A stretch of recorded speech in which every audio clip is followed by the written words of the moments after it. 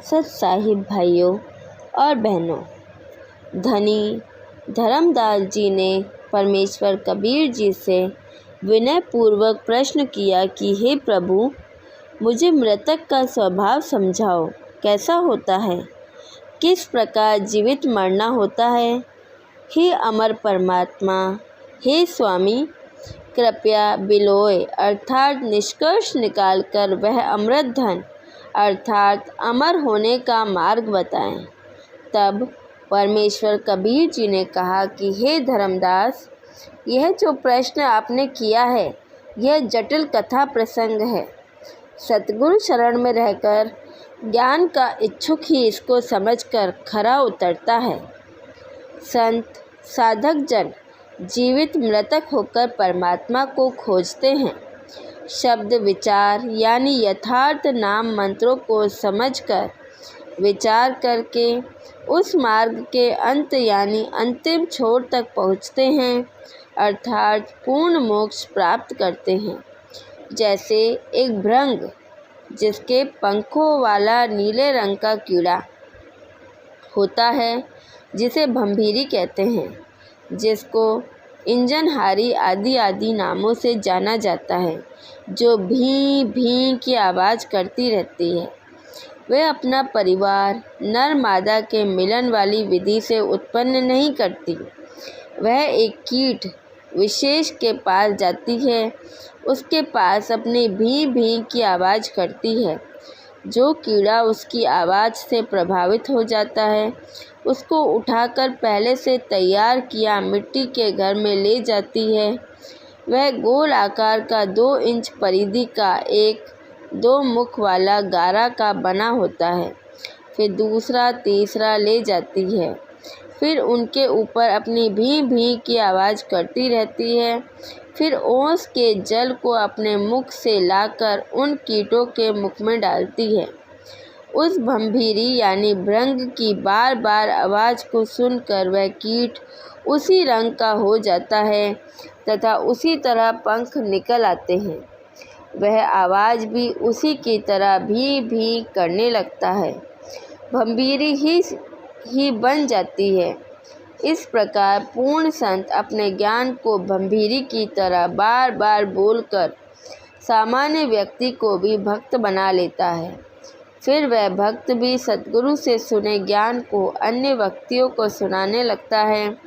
संसार की रीति रिवाजों को त्याग देने से अन्य व्यक्ति कहते हैं कि इसका रंग ढंग बदल गया है, यह तो भक्त बन गया है।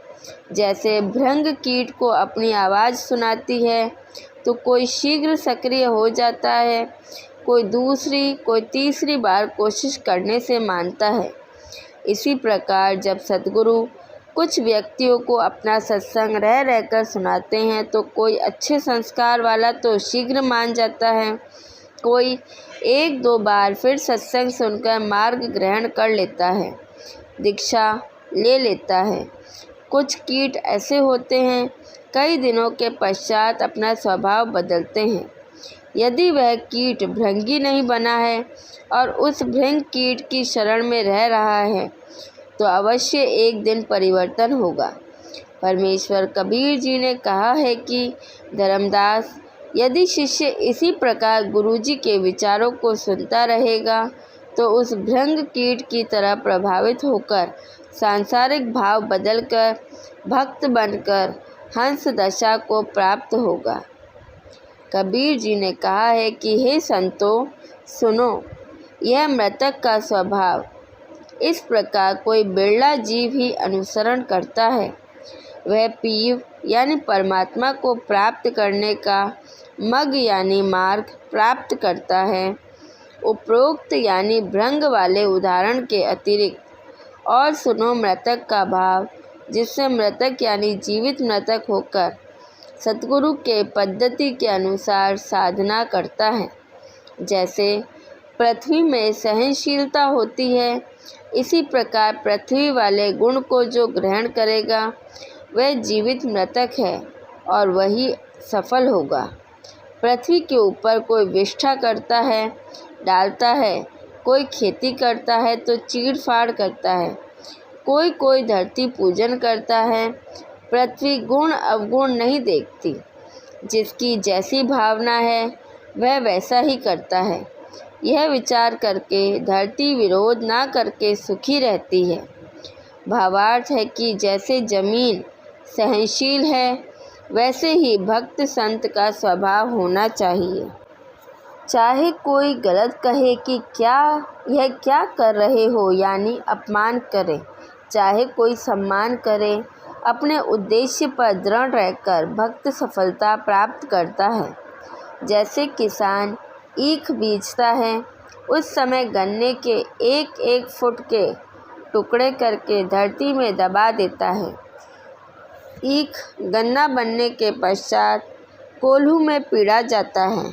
फिर रस को कड़ाहे में अग्नि की आंच में उबाला जाता है, तब गुड़ बनता है। यदि अधिक ताप गन्ने के रस को दिया जाता है तो वह खांड बन जाता है, जो गुड़ से भी स्वादिष्ट होती है। और अधिक ताप देने से चीनी बन जाती है, और भी अधिक गर्म किया जाता है तो मिश्री बन जाता है। फिर मिश्री से कंद बन जाता है। परमेश्वर कबीर जी ने कहा है कि हे धर्मदास, इस प्रकार यदि शिष्य भक्ति मार्ग में कठिनाइयाँ सहन करता है तो उतना ही परमात्मा का प्रिय बहुमूल्य होता चला जाता है। साधक वही है जो अपनी सर्व इंद्रियों को संयम में रखता है। जैसा मिल जाए उसी में संतोष करे। रूप को देखकर उस पर आकर्षित नहीं होवे, कुरूप को देखकर घृणा ना करे। दोनों को दिव्य ज्ञान की नज़रों से देखे कि ऊपर का चाम गोरा काला है, शरीर में हाड़ मांस सब एक जैसा है तथा जरा सा रोग होने पर गल जाता है, बदबू मारने लगती है। इस प्रकार विवेक से भक्ति करें। यदि कोई सम्मान करता है, प्यार से बोलता है तो खुशी महसूस ना करे। यदि कोई कुवचन कहता है तो दुख ना माने। उनकी बुद्धि के स्तर को जानकर शांत रहे।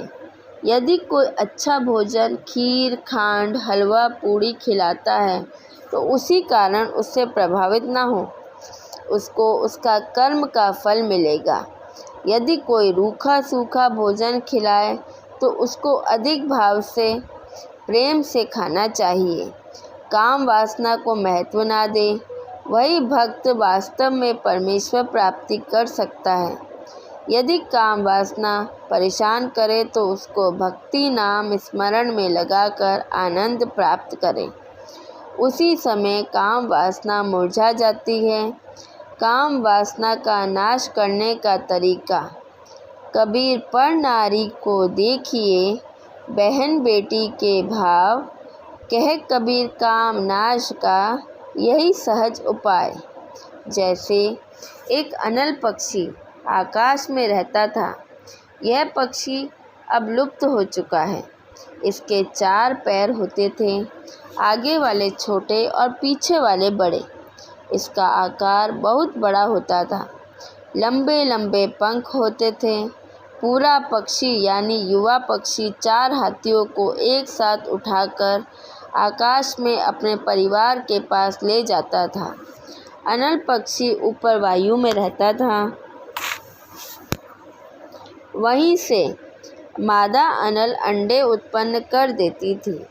वह अंडे उस स्थान पर छोड़ती थी जहाँ केले का वन होता था।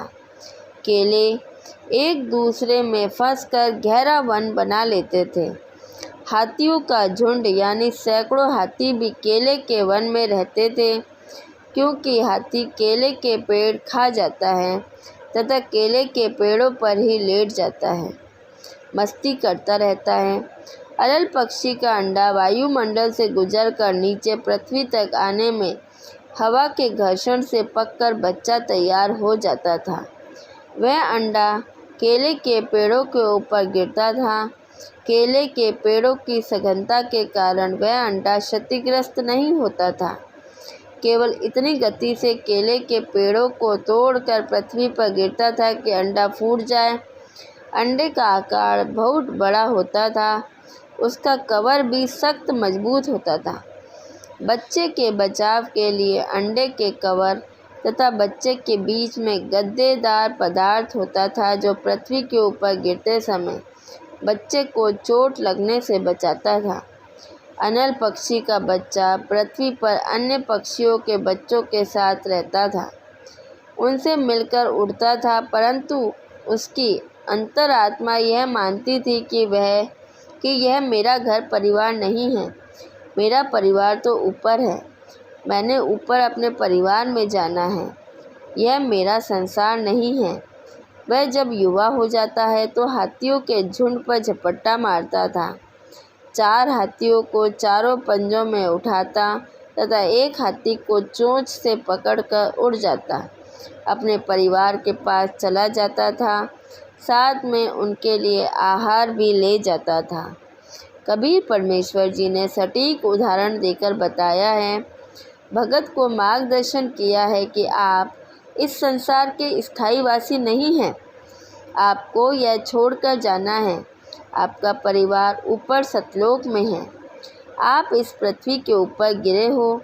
तत्व ज्ञान प्राप्त भक्त के मन की दशा उस अनल पक्षी के बच्चे जैसी होनी चाहिए। जब तक सतलोक जाने का समय नहीं आता तो सांसारिक व्यक्तियों के साथ मिलकर शिष्टाचार से रहो। चलते समय इनमें कोई लगाव नहीं रहना चाहिए।